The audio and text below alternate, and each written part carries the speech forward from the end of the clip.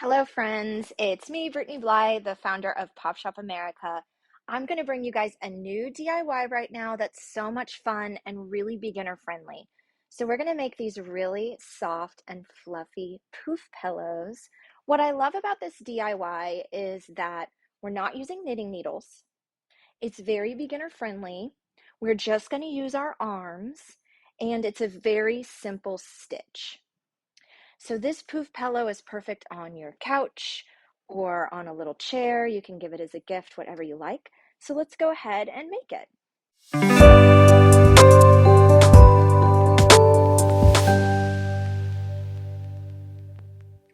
Now, really all we need is this merino wool right here. I do have some pillow floof, some fluffiness right here as well. You're going to want that a little bit later, but you don't need that yet. You can also use an old pillow. For this merino wool, I have about 26 yards right here.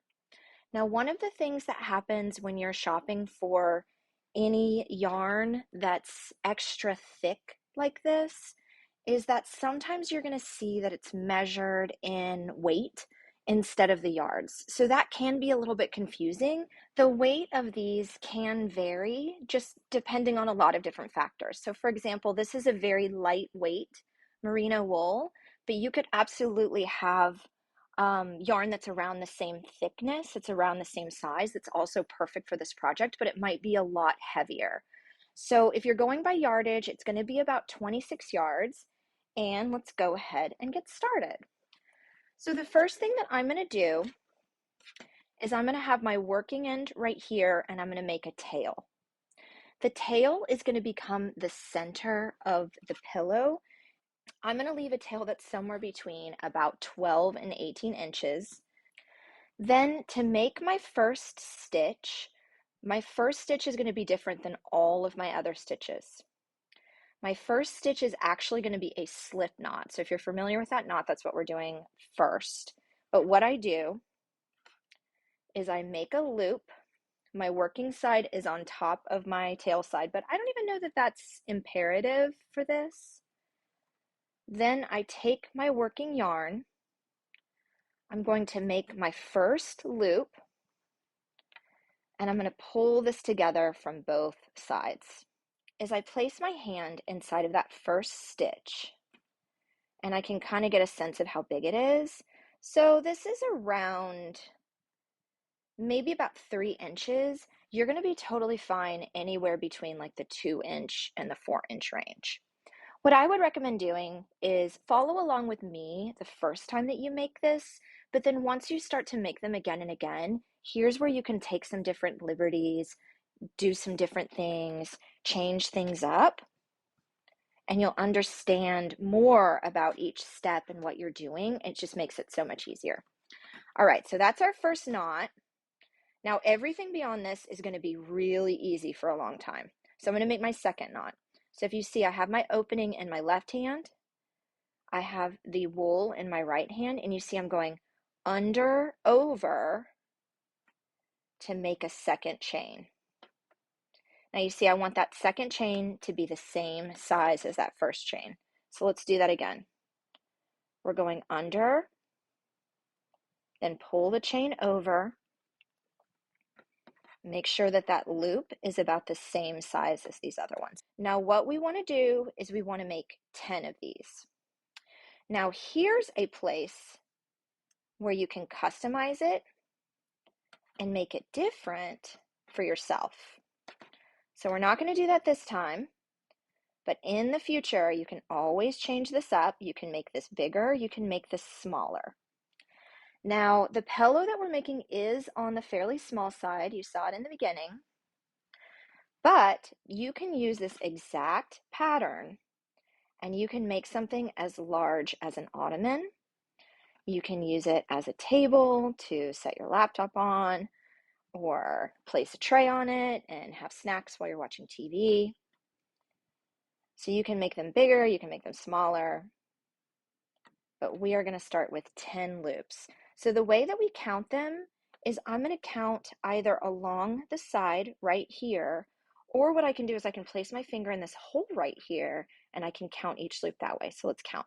1, 2, 3, 4, 5, 6. It's really easy to lose count. So when you guys are making this, you will probably recount those loops over and over. Totally okay. And then once you get to 10, we're going to want to count them again just to be sure.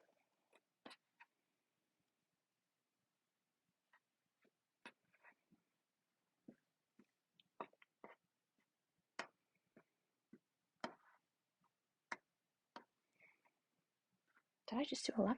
1, 2, 3, 4, 5, 6, 7, 8, 9, 10. Whoops. See what I mean? It's so easy to just overdo it, underdo it. So just count and recount. No big deal. Now that we have our 10th loop, we're going to want to make this into a circle. Now, here's the thing you need to know. There's about 1 billion different variations of this type of knitting project on the internet, on YouTube, and you are going to see so many different variations of this. So please watch me. I want to do this really slowly and carefully for you guys. If you start to combine patterns, know that this step, you're going to see very different versions across so many different blogs and tutorials. So what we want to do is we want to loop this into a circle. So it's going to go like so. Now what I'm going to do is I'm going to leave my 10th loop open right here. So my next knot is not going to come here, right? Because I want this to be a circle. So instead, I'm going to leave this open. I'm going to go over here. I'm on top of my tail. My tail is underneath. My 10th loop is open. And I'm going to go over here to my first loop. Okay, so here's that bottom of the slip knot. So I'm not using this. I'm using the first loop. And I'm making the same exact loop that I did before. So I'm just going under and over and then pull that loop out. Now I want this loop to be around the same size. And now we can just start to work in that circle. Now, here's the thing that happens. Once we create our loop and we start to make these loops from here, these next stitches, you're going to see that the shape is going to start to change. So rather than it just being in a line like it was before, it's going to start to look like a snowflake or a starburst. We're working in a circle now, so everything is going to be just a little bit different.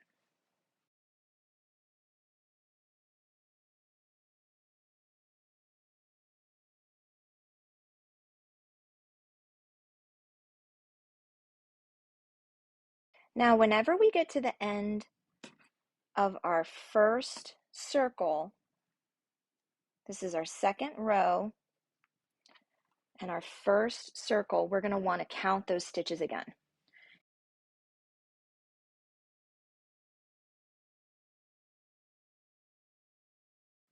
If you've made a mistake, all you have to do is pull this yarn back out the same way that you put it in there, and you can undo everything that you've done so far, and you can start over, and that's totally okay. Okay, so we're getting close to the end of our 10 loops, so let's just go ahead and count them to make sure we're able to keep our place okay. Now remember, we have our tail right here, which is really helpful. We have that tail marked, so we know exactly where that first loop is. So I can start right here with that first loop. 1, 2, 3, 4, 5, 6, 7, 8, and then that's 9. So I know that I have this one right here.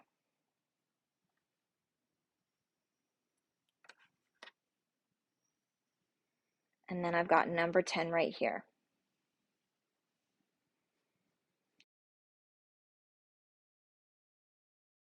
Now that we kind of know where we started, we know that pattern, I can put my tail in the center And now I just have a little bit less of a mess.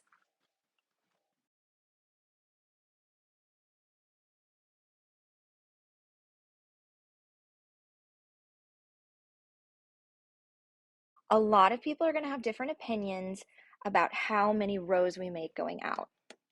It actually doesn't matter. A lot of people use 5 or 6 or 8.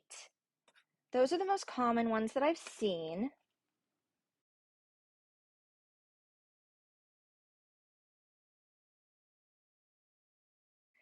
And I always want to stop at the end of any given row. So I want my first stitch to always be in line with the first stitch that I made at the very beginning of this tutorial. So as we're working around in a circle, I want to keep place of where that first stitch is so that I can keep my circle nice and even.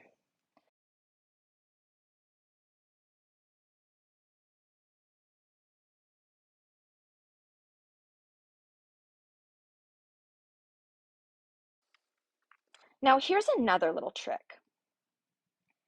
As I work around in the circle, my stitches are going to start to become farther and farther apart, right? We're working outwards in this starburst pattern. So once I go around one more time, let's figure out where that tail is. Awesome, and we're actually at the tail right now. What I want to do is fold this, and then that's going to help me create that pillow shape so that as I add the stuffing,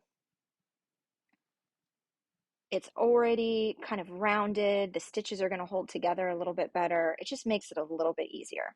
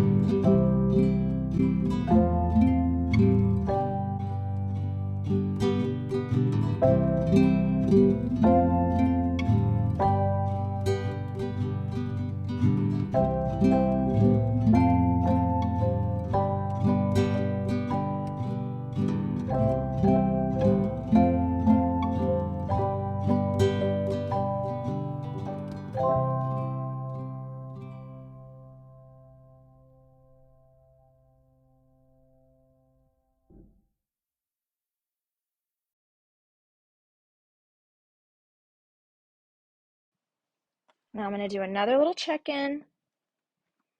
Make sure I know where my tail is.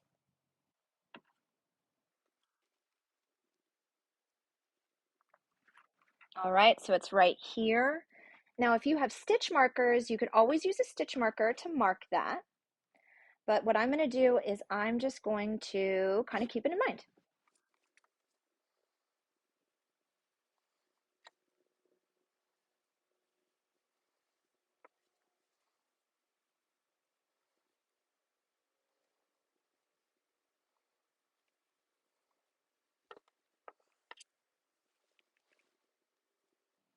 All right, so I've got one more stitch. This one right here. Nope, I've got two more. Wow, see, this one was hidden.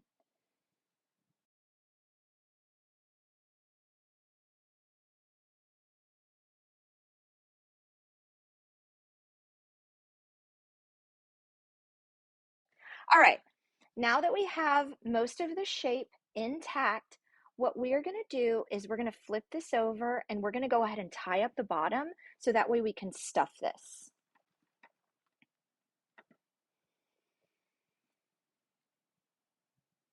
So I've got my tail right here.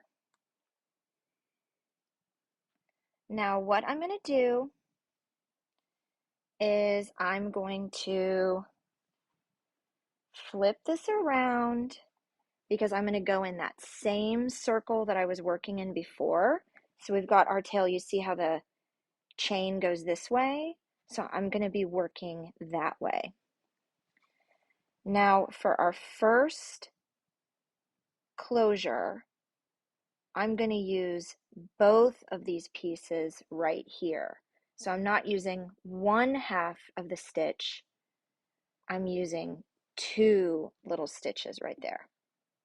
And I'm going over under. Now I'm just using one, and I'm going to go around in one circle with this pattern.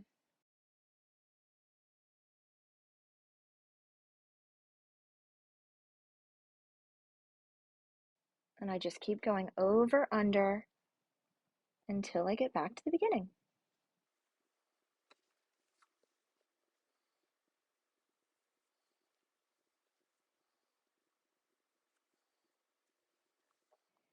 Now once I get back to the beginning, what I'm going to do is I'm going to actually pull this very gently.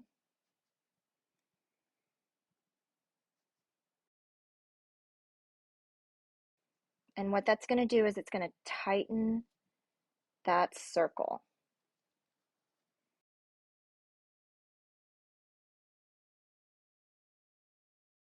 I think this might actually be my last stitch. And then we just keep pulling and see how that closes that circle right there. Now we take this yarn, poke it through,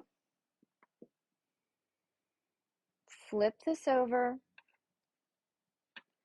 Now I have this piece right here. This is the rest of my tail. Now what I can do is I can just gently split it in half. Find a kind of a looser loop, not anything that's along the edges, but something that's down in the center near where we're tying this. And like this one looks like a good one. Wrap one half of your yarn through that and then just tie it in a little knot. And that's it. Now you've got your bottom completely done. We are almost done with this project. So what we're going to do next is we're going to go ahead and stuff it. So grab your pillow fluff or your extra pillow or just whatever you have. You really don't need a ton of fluff. Now, one thing you can always do is just kind of like smush it together. It's a lot like needle felting, where when you have like batting or like fluff like this, you can kind of poke it inwards and it won't fluff out quite as much. So it's always a nice thing to do. Now we're going to place it in here gently. while keeping our loops intact. So one of my little loops fell out, so I'm just going to check them as I go.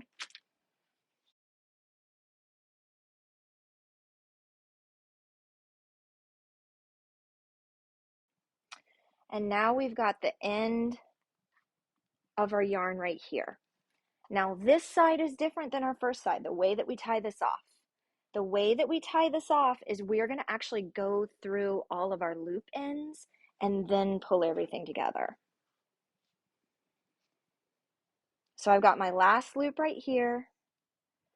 So what I'm going to do is I'm going to go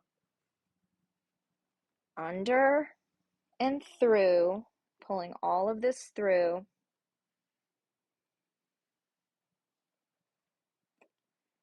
And I'm going to do that with all of my loops.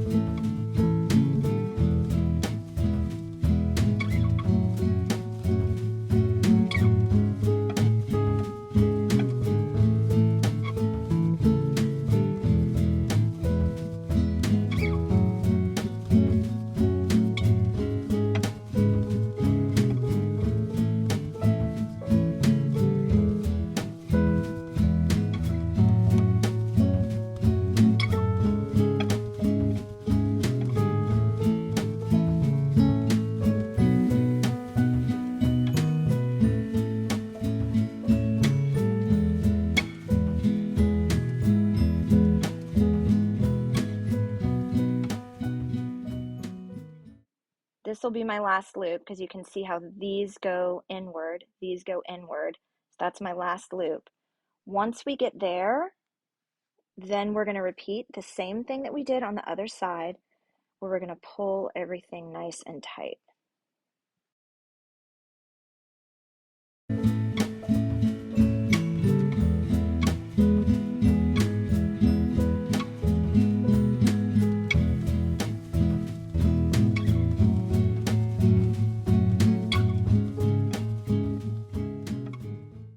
Now I'm just going to gently pull. You can also kind of smush your fluffing inside as you pull. Just do this really gently until you start to see everything tighten up and it creates a pattern. Now, once we get to this, we want to be able to tie it off. So what I'm going to do is, just like the other side, I'm going to go through this little section. Now I'm only going to do this just a couple of times.